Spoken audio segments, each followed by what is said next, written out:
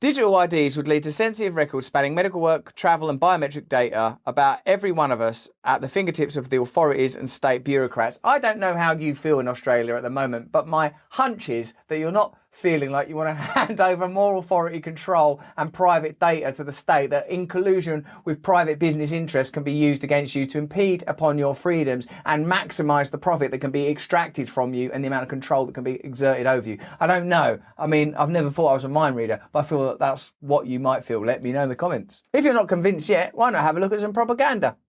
Digital ID from Australia Post Actually, this sounds quite jolly. I like it. is the easy and secure way She's waving. She seems okay. to prove who you are. Prove who you are. I mean, prove who I am. Who to? Who do I have to prove who I am to all of a sudden? What's this dynamic? Prove who you are. Like most of us, there's many times where Lucy needs to prove who she is. Why? Why's Lucy got to prove who she is? Why can't she just get on with her life? I believe she's Lucy. Just you be the best Lucy you can be. Now, prove who you are. Digital ID is designed to simplify this process. All nice and simple. All nice and simple down the old leisure camp where you sit nicely on an iron bunk bed proving who you are. Imagine Lucy being able to easily verify her identity when opening a savings account. Ah, lovely. She can prove her identity. I also don't like the way she's existing within this thing that's emitting some kind of death ray orb around itself, all contained with deadly information. Even its own propaganda film is suggesting that it's a sort of an awful carcinogenic death trap. Proving her age and even accessing government services. Oh, lovely. Good old government services, for example. How to not be able to go anywhere service. On Monday, Lucy applies for a new savings account so she can start saving for her overseas holiday. Good luck getting there, love. While filling in her online bank application with a participating bank, she uses digital ID to verify her identity. Lucy need to wake up, don't she? Like, she's sat there, she's blindly walking into dystopia with a pot plant beside her. Lucy, wake up! Prove who you are! I want you to prove who you are. A free person. She can easily share her verified identity using her phone the next time she needs to prove who she is.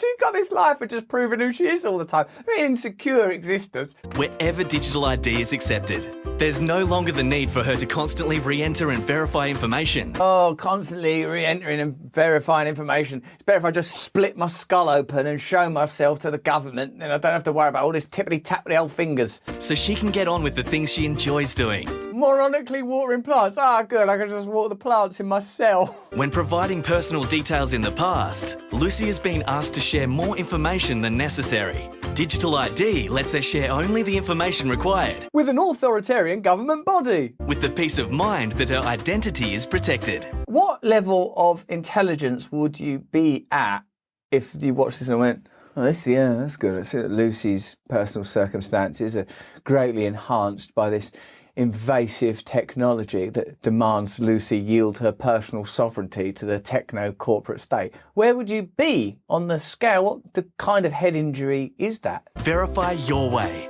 and save time with Digital ID. Free to download from the App Store and Google Play Store. Convenience and saving time, isn't it? That's what it's offered around this leisurely language of convenience and time saving and labour saving. It sort of shows how we've become like managerial, even in our own minds, that we're all about saving time and convenience. Like that every moment of every day you're supposed to be doing something of some, I don't know, monetizable or there's some value to something else. What's happening to us? What's going on? That little propaganda film, as well as the information conveyed in that article, suggests to me that what we should focus on is a kind of determined control over individual freedom, determined control over community freedom, the organisation of new groups that are free from the intervention of government and corporate control, that are truly democratic and led by the people affected by that power. Wherever we are in the world, we have an obligation now to commence with a movement where our interests can be protected, carried and communicated. This has become quite quickly an obligation. It's gone from a kind of a preference to, wow, otherwise we're all going to be blithely strolling like Lucy into a dystopic world where we really are just the simian vehicle for our own phones and data, that we are like the kind of butler for our information, that our personal autonomy, our ability to be spontaneous and free in the moment is entirely negated by these systems that, as well as being machines themselves, make us more machine-like.